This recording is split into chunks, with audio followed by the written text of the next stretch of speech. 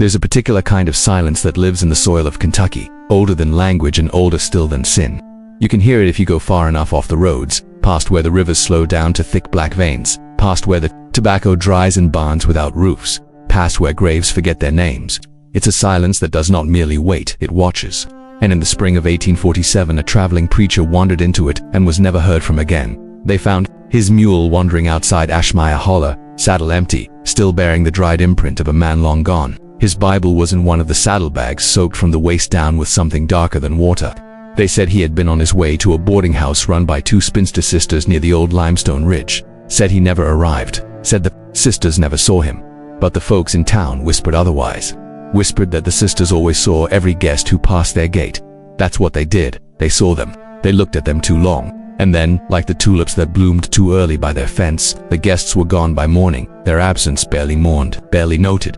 Some even whispered that the sisters had never grown old, that they had lived in the same house since before the War of 1812, hair black as soot, skin as pale as candle wax, that they wore gloves not because they were polite, but because the hands beneath weren't proper, that when they smiled, which was rare, it was with too many teeth.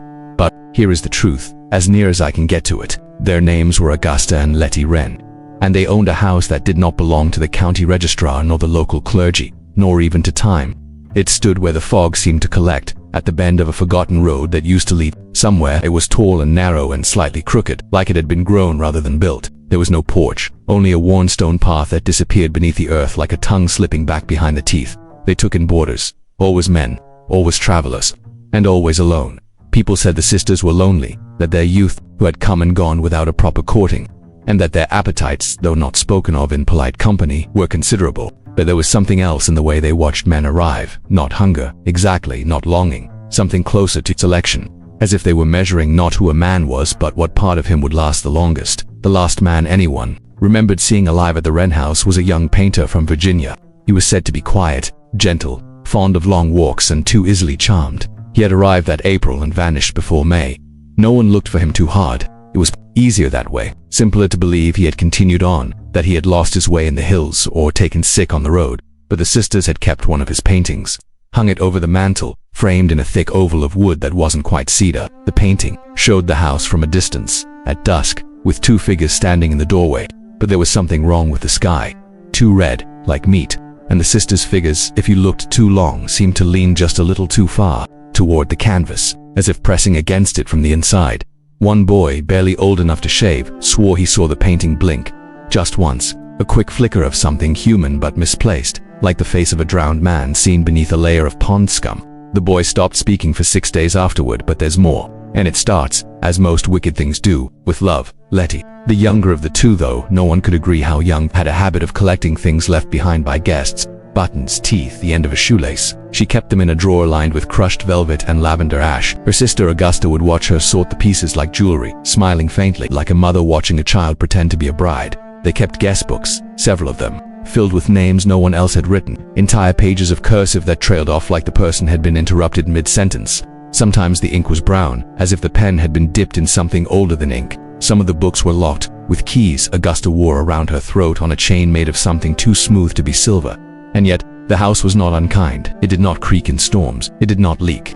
Bread rose there faster than anywhere in the county, and milk never soured. Cats refused to enter, but mice fled it in droves. Neighbors sometimes left pies at the edge of the property as a courtesy, they claimed, but no one ever returned to retrieve the plate. The truth is, the Wren sisters weren't feared the way you fear a murderer. They were feared the way you fear deep water, the way your body remembers drowning before your mind does, the way the dark under your bed isn't just empty, it's waiting. Some swore the soil around their house was wrong, that if you stepped off the stone path your feet sank too fast, like the ground wanted you, that the trees didn't shed their leaves in autumn, but in the spring, as if seasons ran backward there, that the birds avoided it, not fled, avoided, like they saw something with a part of their brain that still remembered what it was, like to be prey. And then there were the whispers about the garden. Behind the Wren house was a low iron gate, always unlocked, always ajar. Beyond it, an herb garden grew in neat rows, too lush for the clay-heavy soil. But in the center, where the sisters never let anyone linger, was a patch of bare earth. Not even moss grew there. And every year it grew larger, 1 inch, then 2, then 5. No one asked what was buried there, but everyone felt it. Felt it like a breath on the back of the neck, or the press of fingers around your ankle when you step out of bed too fast. One man, a drifter, probably once made the mistake of entering their home uninvited. They found him 2 days later on the road to town, walking in circles, barefoot, with dried rose petals in his mouth. He did not speak. His eyes never focused again. The doctor said it was a fever. The preacher said it was punishment. But his mother said nothing at all. She only burned his clothes, and then scrubbed the ash from her fingers until they bled. Whatever the sisters were, they were not alone in that house. Not entirely. Not even when the rooms were empty. Not even when the guests had all gone home. Because sometimes, just sometimes, something else moved through the house. Not quick, but not slow either. It moved like a person pretending not to move. Like a thought creeping up from the base of your spine. And sometimes, it grabbed soft at first. Just a brush of the hem, then the wrist, then the throat. But not to harm, no, not to harm, to love. The summer of 1847 was unkind in the way only southern summers could be. The kind where sweat collected between your shoulder blades before the sun even cleared the trees. In the town of Grey Hollow, people walked slower, spoke softer, and avoided eye contact when mentioning the Wren sisters' names. Because by then, the stories had turned. Whispers no longer questioned if the sisters were strange. They debated whether their strangeness was natural, or if it had crawled out of the woods one night and learned how to wear skin. That July, a new guest arrived at the Wren house. He was different from the others, not a drifter or a widower, but a scholar named Elias Boone, a young man with the kind of eyes that looked through things, and hands that trembled only when still. He came from Louisville carrying books bound in foreign scripts and journals too dense for ordinary men to understand. He had been researching regional folk neuroses, or so he claimed, mapping rural myths across the old states, a study of cultural hysteria, he told the apothecary when purchasing laudanum for his nerves. And the Wren sisters, it turned out, were one of his final stops. He arrived with a small trunk, a notebook wrapped in oilskin, and a strange talisman, carved from cherry wood, shaped like a man with no eyes. He had heard the legends. He did not believe them. Not exactly. But belief is a fickle thing. It does not always protect you. Sometimes it draws you closer. Augusta greeted him at the threshold. She did not shake his hand, but held it briefly between her gloved fingers and stared into his eyes for several seconds longer than was proper. Letty stood behind her, silent, her smile too wide for her face, like she'd been taught the gesture, but never the meaning. Elias stayed for 6 days. On the first night, he wrote in his journal that the sisters were peculiarly lucid, polite, if poorly socialized, and that their home was quiet to the point of mathematical perfection. He noted the silence with suspicion. No floorboard creaks, no insect hum, no mouse scratch. Even the wind seems to avoid this house. On the second night, he began dreaming. They were not nightmares, not yet, but he awoke with a taste of soil in his teeth and phantom pressure across his ribs, like something had held him gently in place while he slept. By the third night, he stopped writing, but his journal changed. New entries appeared, not in his hand. They were impressions, the ink slightly smudged, the loops too ornate. One entry simply read, "He will stay, he has soft wrists, he dreams in white, like bones stacked high." And a third, faintly scribbled at the edge of the page, "He does not know he's already been chosen." Elias burned the journal's final page, but not before tearing it from the binding. The page bled, not ink, but a dark brown syrup that smelled of salt and iron. He said nothing to the sisters. He stayed another night, because there was something beneath the fear, a pull, a hand at the back of the neck, a pressure at the base of the spine, as though the house itself were another. Were tugging at him softly, calling his weight downward. He began forgetting time, forgetting faces. He could not remember his mother's voice, could not picture his brother. Only the sisters remained vivid in his mind, especially Letty. She began appearing more often in the periphery, behind doors, at the edge of mirrors. At first Elias thought it was coincidence, then obsession, then not quite either. One night he woke to find her sitting on the edge of his bed, face turned toward the wall. She did not speak, did not move, but her fingers flexed and curled on her lap, slowly, methodically, as though remembering how to be hands. And just before she slipped out the door, she whispered, "Do you know how it feels to be loved by something without a name?" The next morning, Elias could not find the garden. He had been shown it on his first day, knew the path well, but when he followed the winding trail behind the house, it ended at a blank wall of trees. No gate, no herbs, no bare patch of soil. But later that evening, when he passed the back window, he saw it again through the glass dot it had grown. The bare patch now spanned nearly the width of the yard, and something moved beneath it, slowly, pressing upward, like a body shifting in a shallow grave that night. The creeping began. It started under the doorframe, a shadow, barely visible, that seemed to expand into the room without light. Not fast, not hostile, more like a feeling, trying to remember how to be physical. It didn't speak, but Elias heard it.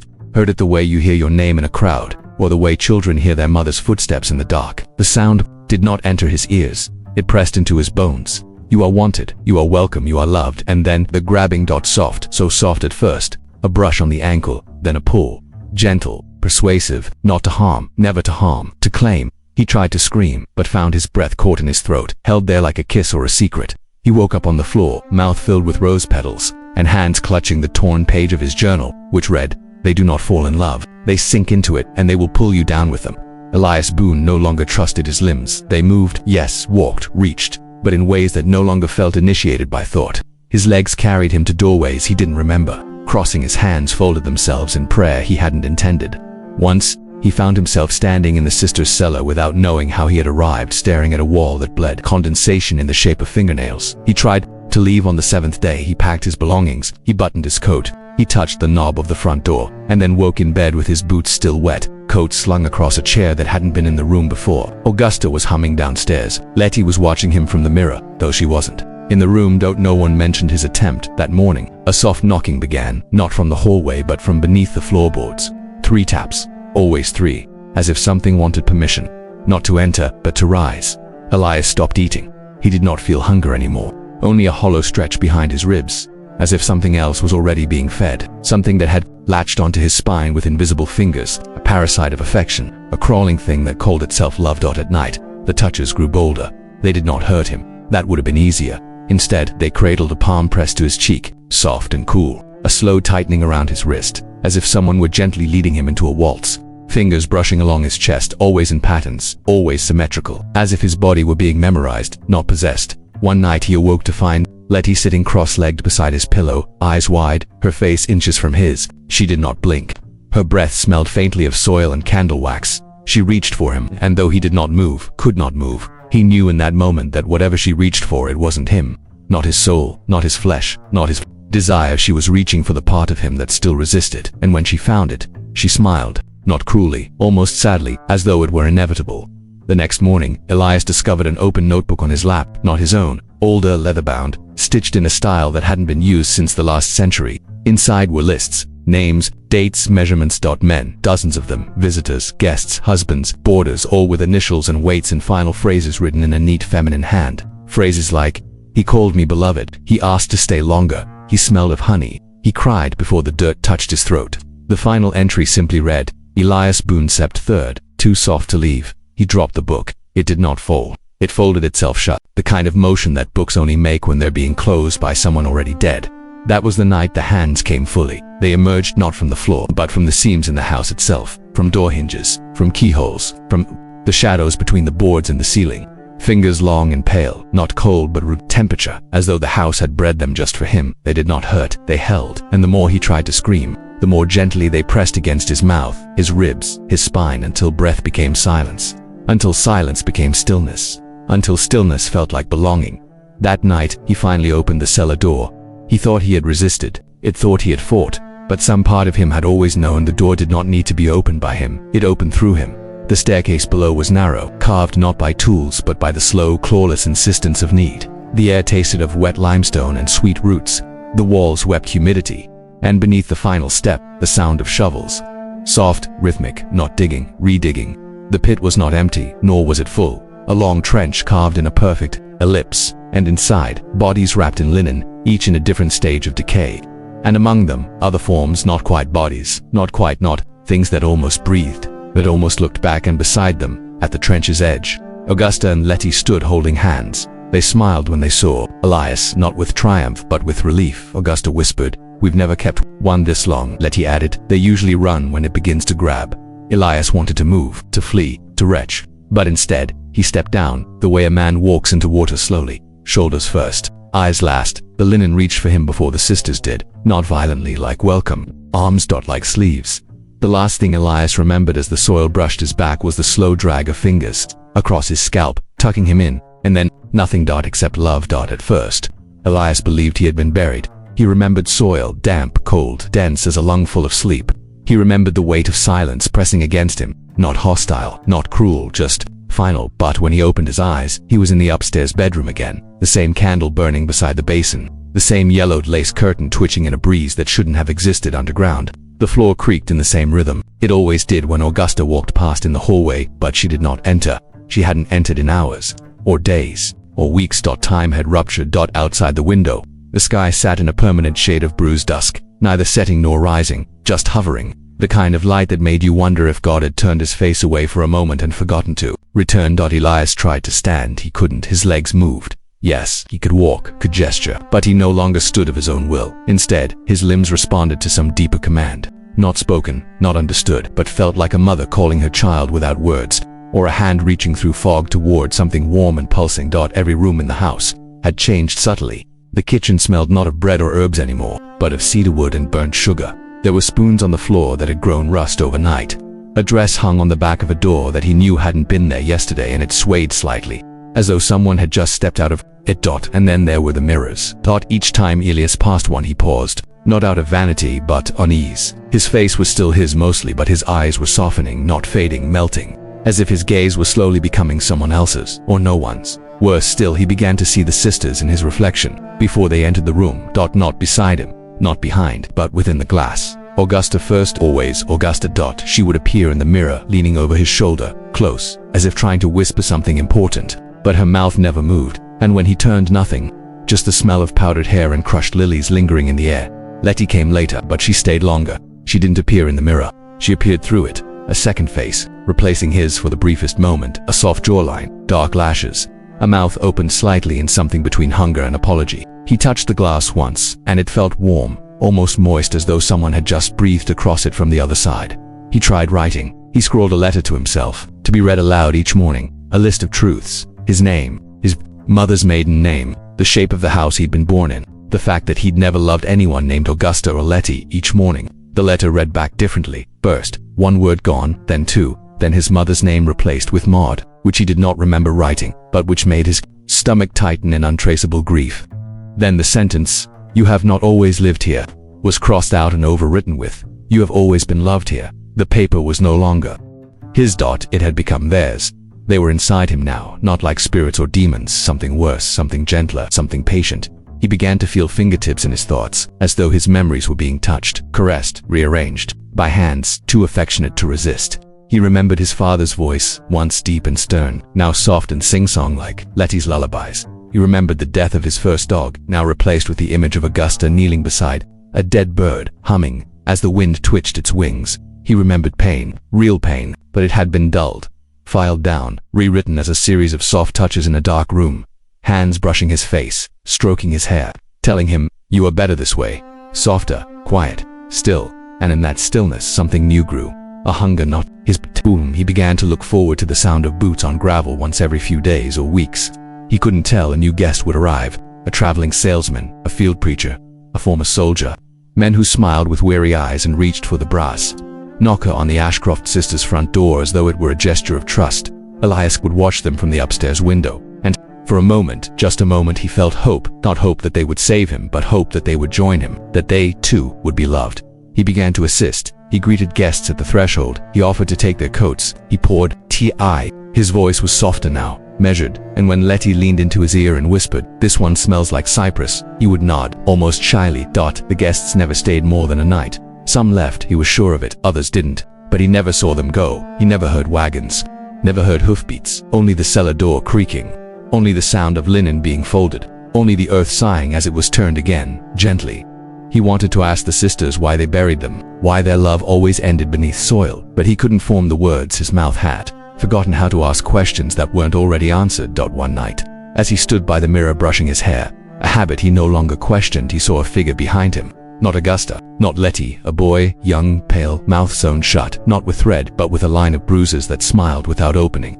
He raised his hand, placed it on Elias's shoulder. Elias turned. No one was there, but his shoulder ached for hours, as though someone had held it too tightly, not in violence, but in grief. That was when Elias understood. He was no longer Elias. Not fully. He was one of many, a shape they wore, a vessel that would soften others, invite them, mirror the same warmth that once fooled him. He went to the cellar that night, on his own, not to flee, to see, and what he saw was not a burial ground, it was a womb, a nesting place, a chamber of remembering. The bodies did not rot, they waited, preserved, in salt and cloth and pressed love. Each one folded into the shape of longing. Each one kissed on the brow before being covered, and as Elias knelt beside them, a soft hand slid into his. It was Augusta. She did not speak. She did not speak. The house whispered for her, "You are loved. You are kept. You are not lost. You are us." And in the deepest part of him, the part he no longer feared, something reached back. something that loved being kept. The Ashcroft house had not always been that way. It had once been 4 square rooms on a single story, modest and drafty. The floorboards had been prone to warp in winter. Rain leaked through its ill-fitted windows. It had belonged to the sister's father, an ill-tempered Baptist who spent more time preaching to fence posts than loving his daughters. The rooms had grown quiet when he died, and then, over time, they began to listen. By the time Elias walked its halls freely, or so he thought, the house had become something different. It had not grown larger, not exactly, but the order of it had changed.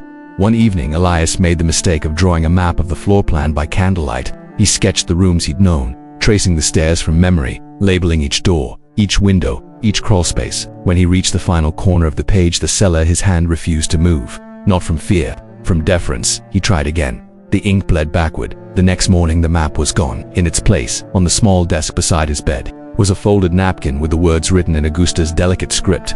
"It's not polite to measure affection." That was when Elias realized the house was not sheltering the sisters. It was the sisters, or something the sisters had become. He remembered when he first noticed the walls breathing, not in great, grotesque heaves, no subtler than that. The way the air shifted before a storm, or how the seams of wallpaper trembled, just slightly when no windows were open. When he leaned close, he swore he could hear sighs in the grain of the wood. Not unhappy ones, but tender, possessive, more than once. Guests who arrived at the Ashcroft house asked if there was a fireplace on the second floor. They'd sworn they smelled smoke at night. They hadn't seen the chimney, but they'd felt heat. And always, Augusta would smile and say, "Oh no, dear, the warmth comes from the walls." The house loves deeply. They all laughed at that until they didn't. The preacher from North Carolina was the first to resist. He arrived with an edge to him, a man who had known sin and made peace with it by beating it to death in others. He spoke in scripture like it was law, with a jaw that clenched even while he slept. On his first night, Elias heard the preacher praying through the floorboards, not to God, but against something. A rebuke. He left the next morning without touching breakfast. He made it 5 steps from the porch before realizing his satchel was still inside. Elias offered to fetch it, but the preacher refused. He stepped back inside and never came out. Later that night, Elias found the satchel abandoned at the base of the staircase, its leather strap wet, as if clutched too tightly by a sweating hand. The sister said nothing, but the house moaned louder that evening. The stairs seemed to bend, and in the hall, just past the mirror, Elias saw a shadow long enough to be the preacher's, standing, not walking, mouth open, as if screaming silently through the wall. He blinked. Gone, gone. Others came. The carpenter from Indiana. The aging railroad clerk, a family friend of Letty's, someone who said they remembered her from childhood, though she claimed not to recall him. Each one stayed one night. Some left in silence, eyes wide, pale, grateful, but more often they didn't leave at all. And it wasn't always the sisters who intervened. Sometimes it was a staircase that didn't descend quite the same way the next morning. Sometimes it was a door that led to a pantry the night before, but now opened to a blank wall, the hallway that curved a little too far, until you ended up back in your own bedroom, though you'd sworn you walked straight. One man, the boyish violinist from Missouri, was heard screaming just once. He had opened a closet looking for linens when Elias found the door ajar. There was nothing inside but a half-torn cravat and a single black shoe. A note was pinned to the wall with a brass hairpin. It read, "Some guests have music in them, and the house is always listening." It wasn't that the sisters didn't want the guests to stay. They simply couldn't allow them to leave. Not if they loved them. And the sisters loved every guest, deeply, in ways that made the furniture rearrange, the lights soften, the doorknobs grow warm, in ways that made the wallpaper unfurl like petals, that made the chairs pull closer to the fireplace when a man sat with his back too straight, that made the floorboards hold footsteps longer than they should. Elias once found a pillow in the parlor, one he didn't recognize. It was damp, heavy, and when he picked it up, a small sigh escaped from the fabric. He never found it again. Then there was the night. The house crept. It had rained for 3 days. The sisters were quiet. Elias wandered the halls and found that the doors no longer faced the same directions. He turned left and found the pantry, turned left again and found it again. He was trapped in a circle when he called out. It wasn't Augusta or Letty who answered, but a voice inside the wall, soft, feminine, not quite human, not quite human. It whispered, "Love doesn't let go, it only settles deeper." He clawed at the wallpaper. Beneath it there was no plaster, only skin, warm with a pulse. By now, Elias no longer dreamed of leaving, but others did. The twin brothers from upstate come to inspect a parcel of farmland nearby. Stayed 2 nights. On the second night, one attempted escape. He packed in silence, crept past the parlor, crossed the hall, reached the door. He opened it. He stepped outside and found himself in the upstairs hallway again. He turned behind him. Letty stood barefoot, not angry, just sad. "Don't you like being wanted?" she asked. He collapsed to his knees. By morning, only one twin remained. He didn't speak for days. and when he finally did, it was to thank the sisters for letting him belong. Elias stopped asking questions altogether. He began to speak in the language of the house and the creaks, the shifts, the heat behind mirrors. He pressed his hand to the wall once and whispered, "Is this what love is?" And something pressed back. Fingers. 5. Warm. Human. The worst thing about being forgotten is that you don't realize it's happening until nothing familiar remains. That was the fate of each guest who stayed too long in the Ashcroft house. It began subtly and always with paper. Letters from mothers arrived, but the names were wrong. A James became a Joseph. A Lucille signed her name Mother, but the handwriting wasn't recognized at first. Guests blamed the mail. Then the sisters suggested perhaps their memory had simply shifted. "You've been tired, dear," Augusta would say gently, placing her hand on the back of a guest's neck, thumb grazing softly along the spine. "It's easy to misplace your past when your future is so full." She never said future with hope, only with certainty. Guests stopped receiving correspondence. Those who went into town to send telegrams found that their names did not appear on the registry. One man tried to prove his identity with a government-issued form. The clerk smiled politely and said, "That town you speak of, never heard of it." The man didn't return to the house, not willingly, but the sisters found him by dusk, curled in a ditch off the road, clutching a letter that now read only, "My darling, come home. There is no one left but us." In time, the house removed even the illusion of escape. One guest, a bookkeeper named Clive, scribbled his memories into a journal, attempting to anchor himself where he'd lived, the names of siblings, the face of his fiancée each morning. The ink had shifted. The drawings of his family now bore eyes like Augustus. His fiancée's signature was replaced with Letty's, then finally blank pages. Not white, but a yellowed, thumb-worn emptiness. The kind of page you'd swear had once been written on, but held no ink now. Just the ghost of a record. When he showed the sisters, Augusta wept. "You poor thing," she said, brushing his brow. "Memory is so fragile." "But love, Clive, love doesn't vanish. It burrows." That night, the journal was gone. Clive tried to leave the next morning, made it as far as the stables. The horses wouldn't look at him. They stood still, eyes wide, legs unmoving, not paralyzed by fear, but by something gentler. Like they, too, had forgotten the language of departure. That was the last time Clive was seen with shoes on. From then on, he walked barefoot through the halls, whispering softly to the doors before opening them. Elias watched them all fade. By now, he understood. The sisters were not taking lives. They were keeping them, preserving them in a home that remembered more than the mind could. The longer one stayed, the more the house remembered for them, their footsteps, their gestures, the pressure of their hands on banisters, until those gestures no longer belonged to them at all. He saw it in the way Letty reached for a guest's hand just before they collapsed into sobbing confusion, as if she were simply reuniting with a lover who had strayed too far from the kitchen. He saw it in the mirror once, when he looked up and saw not himself, but the boy from 3 summers ago, the violinist, smiling back with eyes that did not blink. The mirror melted after that. No one spoke of it. The rituals began slow, then sped up. Once a guest's memories were soft enough, the house embraced them fully. Rooms reshaped to accommodate their obsessions. The man who had once loved taxidermy found the walls covered in pelts. The widow who couldn't bear the sound of clocks heard ticking everywhere she went, until finally she broke every clock with her bare hands and smiled as the silence returned. Satisfied home. The sisters would hold small gatherings, toasts, not funerals. Always in the parlor, a fire lit, a piano played by no one. No guest ever asked where the others had gone, because by then they no longer remembered there had been anyone else. The final stage was the nesting, when the guest no longer asked to leave, when they forgot that it ever arrived, when the house had memorized their weight and the floorboards adjusted accordingly. Then the sisters prepared their room, not a bedroom, a resting place. The guest would wake one morning to find the door open, and beyond it, not hallway, but dirt, freshly turned. Soft.